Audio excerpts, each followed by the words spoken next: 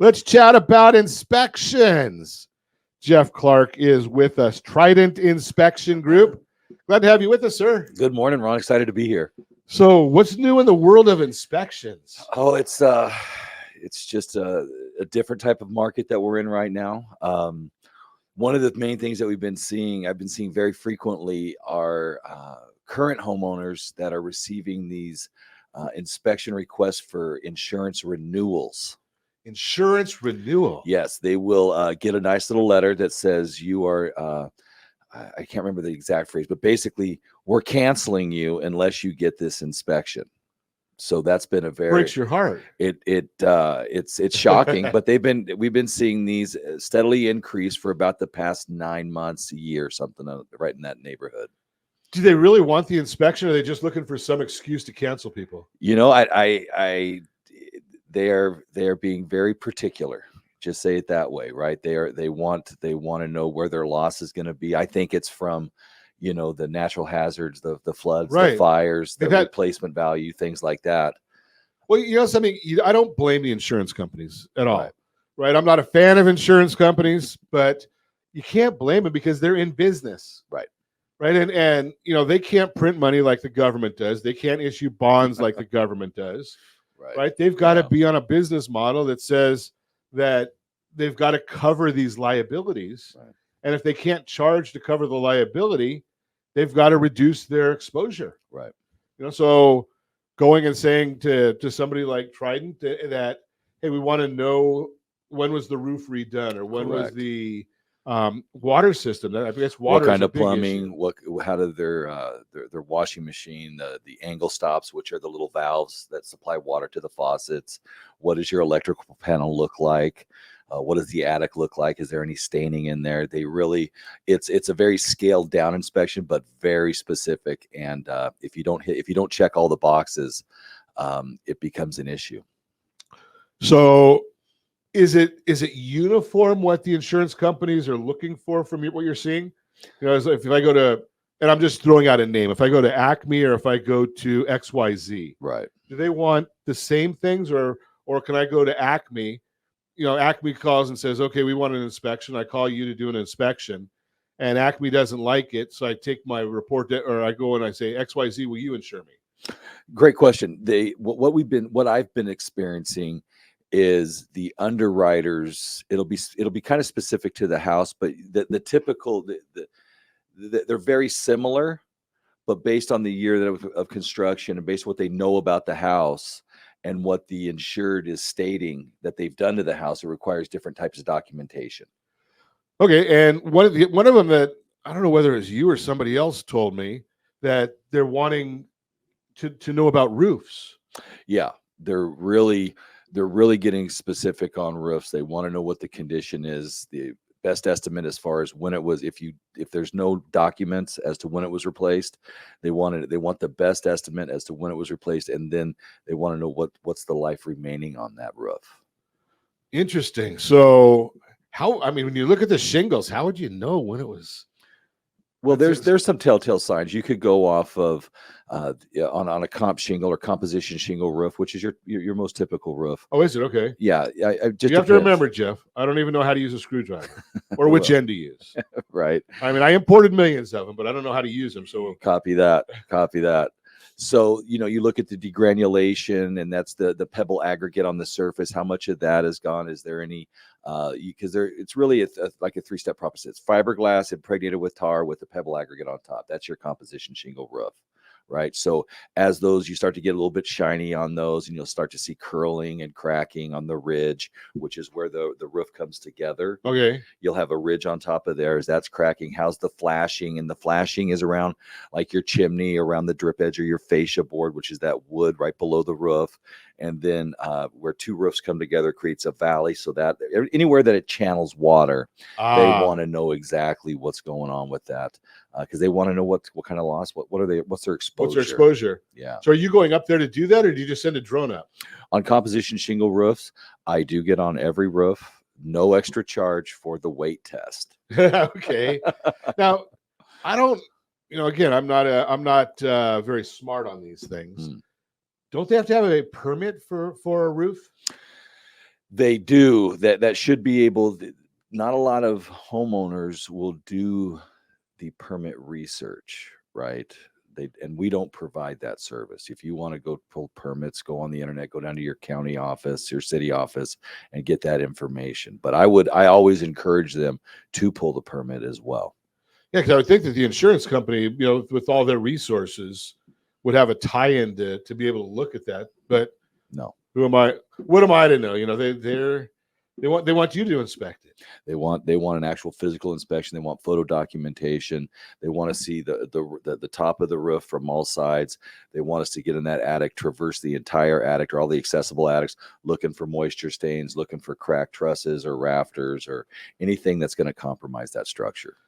Wow. So what percentages, do you have any idea of what percentage of the homes or the insurance renewals are requesting that?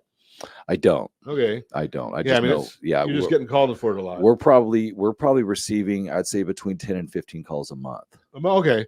So 10 or 15 a month, and you guys are doing a good number of inspections and you're well known. So it's not a huge percentage is what I'm thinking. No. Interesting. Okay. So if you're thinking about that, Trident Inspection Group, you're probably not thinking about it. If you get that surprise notice, Trident, so it's not as expensive as a full inspection. No. Okay. So Trident Inspection, give me a call at 800-306-1990. I know where to find Jeff, and we'll put you in touch. When you're looking at that probate property, when you're looking at some of these fixer-uppers, highly, highly recommend you call our friend Jeff Clark at Trident Inspection, because there's nothing wrong with a fixer-upper. Mm-hmm. What I am going to share with you is surprises are really, really good for birthdays, not for spending $500,000 on a house. If you call Jeff, he and his team will give you an idea of, hey, well, this is good, this is bad, this is ugly, this is health and safety. Am I right? No, you're 100% right on that, Ron. And we get that call frequently. Hey, I just inherited this property, or we're thinking about this property. There's nothing really known on it. We want you to come in there, inspect it. We want to make sure that what we're looking at is all that we're seeing. There's nothing structurally or foundation, or there's no unforeseen hurdles that we're going to have to that will sink it. Right? It's all pretty much. We're just going to take the possession of this house, buy this house, and we just want to do an aesthetic change on it, change floor plan, change this, change that. But we want to make sure that while we're changing it, nothing springs in and then just sinks it. Yeah, that's a big issue. Now, there's two things that I want to unpack there that Jeff said. One is, if you're the inheritee, I think it is, or inheritor, whatever that is. Right. If you get the property, right, I'm not sure you want to have it inspected, because then you become too smart. If you're the buyer, you absolutely want it inspected, because I inherited some properties, Jeff, mm-hmm. and it was very easy for me when I listed them to say, I inherited this property. I know absolutely nothing about it. Right. I can't make any warrants to the condition because I never lived there. I just am taking care of it. I'm the co-successor trustee. Right. So there's a couple that's exactly right. You don't know what you don't know. Right. And that's a fair position.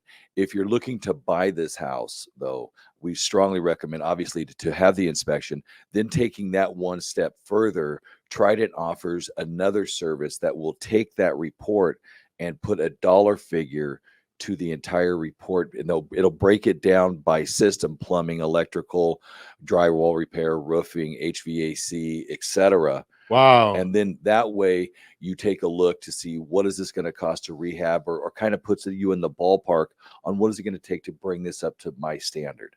That's a big benefit. Yeah. That gets that particular service is used quite frequently, and we've had good success with that, and our clients really have enjoyed it. Well, you've got another benefit there also that a lot of people don't think about when they're thinking about the home warranty or the home inspection. Basically, when Jeff comes out and you guys do an inspection, it's giving us a baseline of this property. So we know that when we buy it, if we decide to buy it, and it may be that this tells us, okay, go ahead and buy it, or buyer beware. Right. But the next step to that, and again, I don't remember the date. Josh might have it there. We had Don Neary was on the program last week or the week before, and we were talking about home warranties. Mm-hmm. So you can actually take the inspection report that you have, right, or that you provide, and say, okay, this is the condition of the property, that the HVAC was working when I bought it because I've got an inspection report. Correct. I've spoken to several home warranty companies, and in our report, because our language is very binary. It's working, yes or no. We put other information in there to support that it is working. We take the extra steps so that way, if something should happen, it falls under home warranty. I mean, there's some other things in that situation, but we want to make it. We want to. Our goal is to protect our client. Sure. And to make sure that our document is, we could present that to the home warranty or to whomever, and it stands on its own. Well, that's a nice thing. Okay, so you go back to February 27th. If you look in our archives, February 27th, go to ronsiegelradio.com in the archives, and you can see where Don was on the program with us February 27th. And, you can actually, that warranty is like a basis. It says, okay, the HVAC was, when you did it, I'm Mm-hmm. sure you're going to put on there that it's a 2021 right HVAC system, and we check make sure that it's blowing right and not blow or whatever. Again, I don't know any of these things. I'm just talking out of my pie hole here. No, really, what we're going to take a look at is we're going to use the normal operational controls, essentially the thermostat. We're going to make sure that it fires up. We're going to take a look at the way the heat thermostat even has to have batteries then. Some of them, yeah. Yeah. I always carry batteries in the truck just to make sure. I'd hate to tell somebody I can't inspect that because I don't have 2 AAA batteries. That would be pretty tough. That's a tough conversation, right? So we make sure that everything is working at the time of inspection, and then more importantly, that we document it, right? And then also, to your point, we want to make sure that they know what the current market is, meaning that they're phasing out R22 refrigerant, right? They're phasing it out after 2030. It's a hard stop for everybody. So we just want to, it's not a defect, but we want to make sure, I want to empower my clients to know that, hey, at 2030, if it's a repair, it's replaced. So that way they could begin to budget or take appropriate actions. That way they're not caught off guard. Right, because I think that Don told us that the average air conditioning system is about $8,000. I think that's what she said. That'd be fair.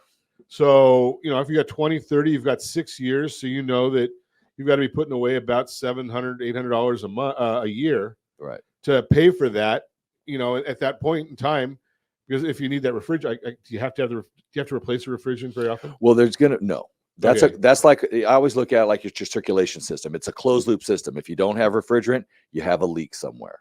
Right. Okay. It's really just that simple. And then there's other things that you want to take a look at in that HVAC system, especially if it's an interior unit. If it's in your hall closet, there's usually 2 condensation lines that are usually one that's plumbed out for sure. And then I always make a recommendation to get that second condensation line. It's just a little electronic kill switch.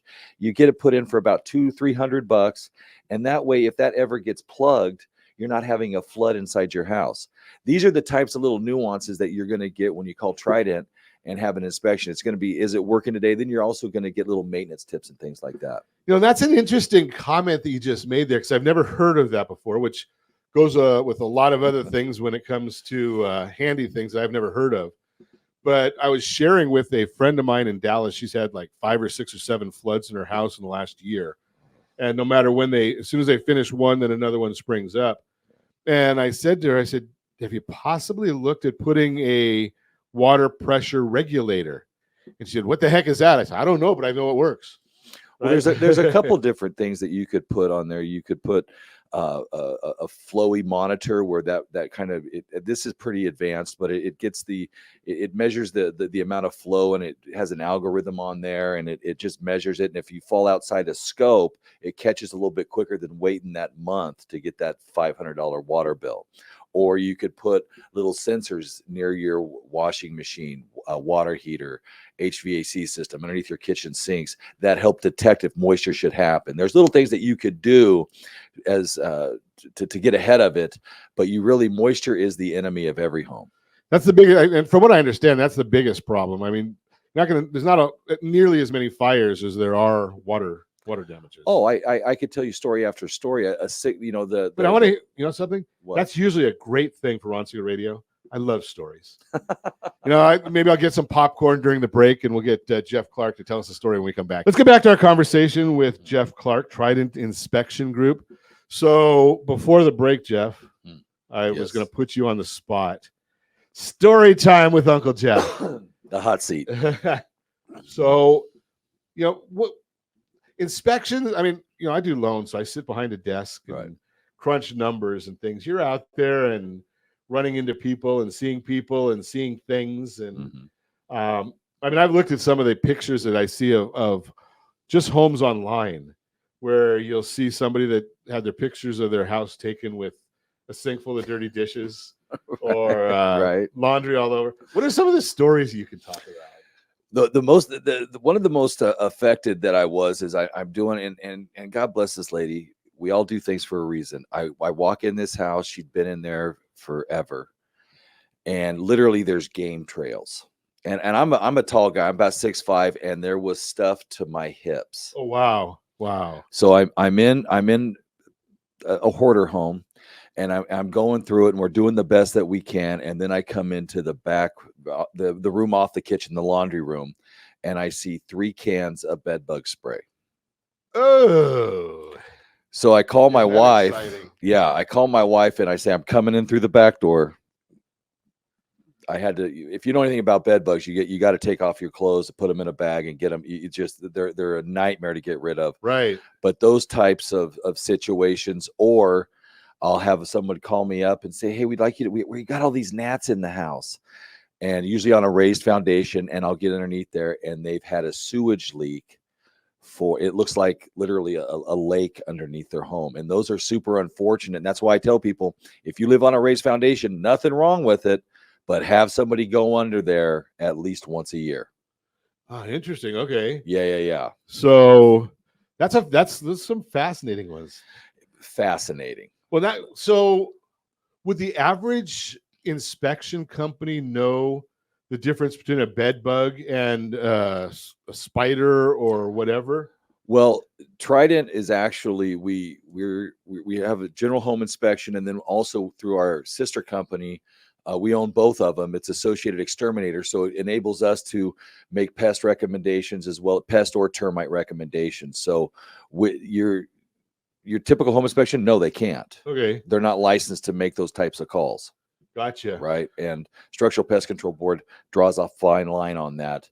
You do not comment on things that you're not licensed for. Now, that's an interesting one. So who would regulate that? Because are inspection companies regulated? In California, they're not. There's no licensing and there's no regulation. Okay. You get somebody that knows nothing, just like me. It's terrifying. And I could put a sign up and say, I'm an home inspector. Correct. So some of the things that you want to do when you're calling, you just Google or ChatGPT or whatever. What questions should I ask a home inspector? How long you've been in business? Do you have insurance? How many inspections have you done? Who's your certification through? There's 3 really primary. You have ASHI, American Society of Home Inspectors. You have CREA, California Residential Inspection Association. And then you have INTERNACHI, which is the National Association of Certified Home Inspectors. I'm the Orange County chapter president for that particular certifying body, right? So you have those 3 primary associations. Oh, okay. So now the other thing that I didn't ask you before, which I should have, so when we were talking before about fixer-uppers, right? And it's funny, I have a real short attention span, so I get caught on rabbit trails all the time. So Jeff did make a suggestion. Those of you that are into AI and have heard of ChatGPT, so I did just Google or ChatGPT, and my it was real simple. And most of the time, I like a longer prompt. Top questions to ask a home inspector.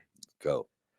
What does your home inspection cover? Can I attend the inspection? How long have you been practicing in home inspection profession? Are you specifically experienced in residential inspections? Do you hold any professional certifications? How long will the inspection take? We're gonna have to schedule another show with you. Those are all questions that we absolutely recommend that you ask anybody you're interviewing to do your inspection. Can I see a sample inspection report? Yes. What kind of equipment do you use? Holy cow, there's a lot of them here. Yeah.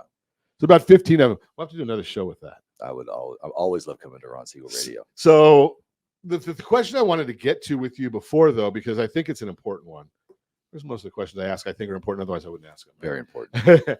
When we're talking about fixer-uppers, and you said about having an addendum that you offer that might be able to give us the idea of pricing of what not to do to fix up the property. Correct. Does Trident do that work?